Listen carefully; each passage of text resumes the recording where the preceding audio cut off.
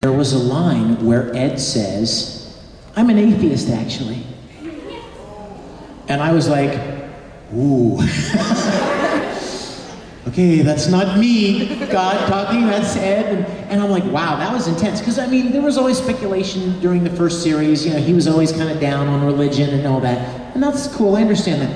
But to actually just flat out say, "I'm an atheist," and I'm like, wow, I've never heard those words come out of my mouth, right? So I did it, and I'm playing a character. It's playing a role. It's not me, it's the character. So sometimes people write me emails and are like, "How can you cuss in such and such a show? Because you're supposed to be this good Christian boy." And I'm like, that wasn't me. I wasn't cussing. That was Kurt Weber. And which is the truth. I mean, I don't talk that way, but Kurt's me. So like a month later, we'd finished that episode. We were on to another episode. I got an email from a fan, and they were asking me about that specific moment in that episode. And they did this translation of the original Japanese. And in the original Japanese, the actual translation was, "I'm not religious." Which is very different from saying, "I'm an atheist." I'm not religious either, personally. That's very different though, right? And so I thought it was the coolest thing because we had the translation a little bit different, and we went back and picked up that line and changed it to make it more accurate with the original Japanese. But I thought that was so cool. So that was what you reminded me of when you told me that. Let's see, what was that line? I'm trying to think of the whole line. I don't remember word for word either. I know he says something like, you better...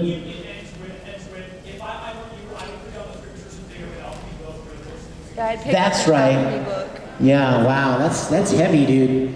Let's see. No, you're right. Let's see. That's if I were you, I'd put down the scriptures and pick up an alchemy book, because we're the closest things to gods there are. Yeah, that's scary. You know, he would make a great little lightning rod with his automail arm, wouldn't he? Yes. You and your cool bleach hat. Dude, I love you for mentioning Mao. I loved Mao in Disgaea. He was awesome. In fact, I think there's some more Disgaea coming. And yes, Mao was awesome fun. What a little brat, right? Who has not asked a question? I just want to make sure and get everybody. Yes?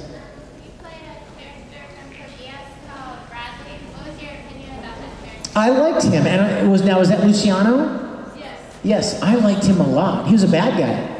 It's always fun to play bad guys, because most of us are good. So when you get to play a bad guy, it's actually doing something, the chance to do something that you normally don't do. And you know what, most actors will tell you that bad guys are a lot more fun to play than good guys are, because bad guys are often more complicated. They're more complex from an acting standpoint. Usually because if a bad guy, if a bad character, an evil character is written properly, there's some reason why they turned bad. And you know what I mean? There's a complex story behind the choices that this character made that turned them into a bad guy. And so, as opposed to like some hero characters that are just heroes, you know, they're just good guys.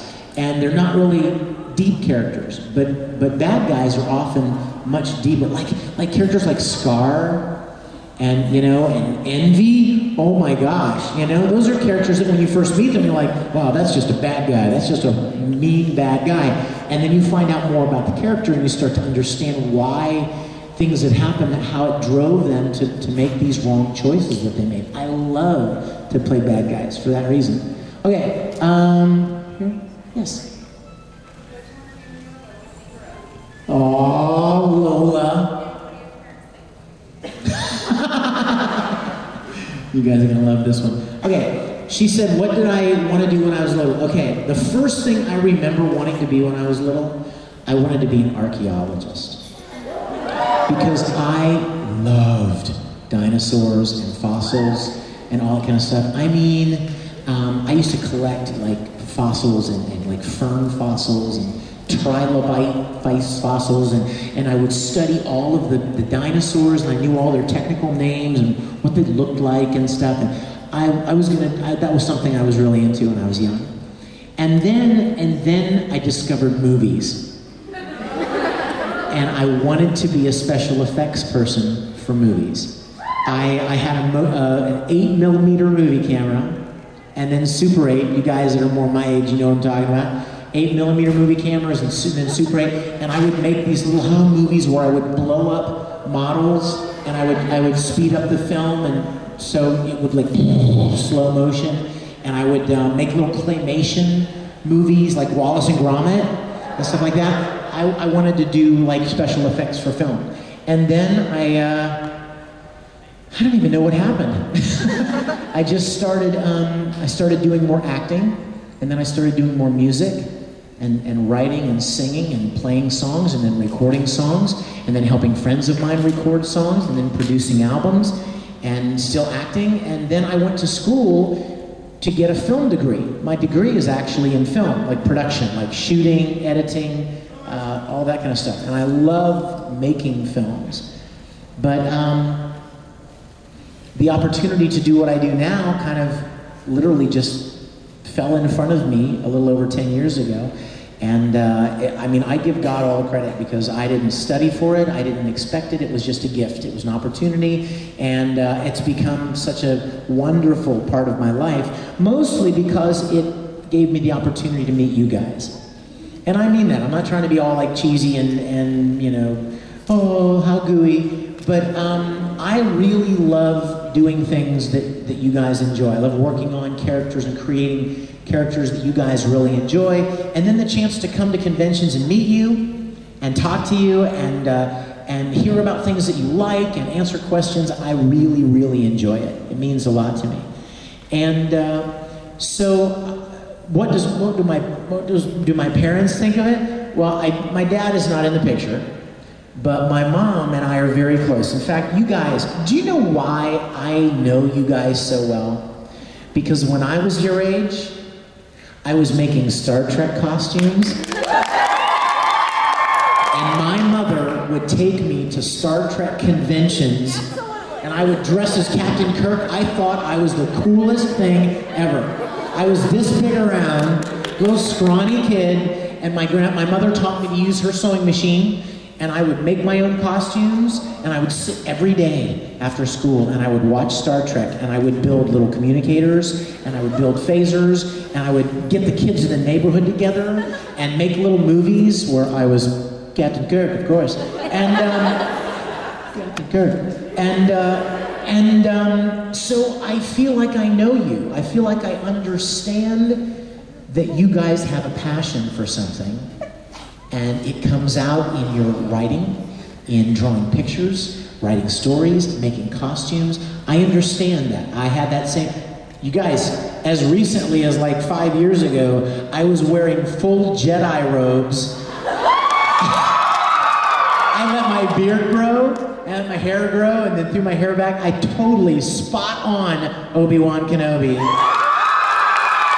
I mean, step aside, Ewan McGregor, because I went to the Star Wars celebration with my friends. I have a lightsaber collection at my home. I mean, I am a big geek kid. So, I understand you guys. I understand the fire and the passion that you guys feel for anime characters that you love, and shows that you enjoy, and games that you enjoy. So, that was a long answer, but what does my mom think?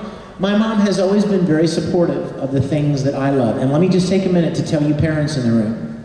You want to have a lifelong relationship with your kids?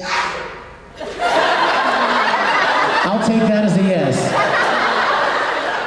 If you want to have a lifelong relationship with your kids, show an interest in what they love. Be interested in what they're interested in. Even if it's something stupid. Even if it's something that they 5 years from now, he won't even remember. But at the moment, you care about what they care about, and you will be amazed at what kind of rapport and relationship that will build. I get emails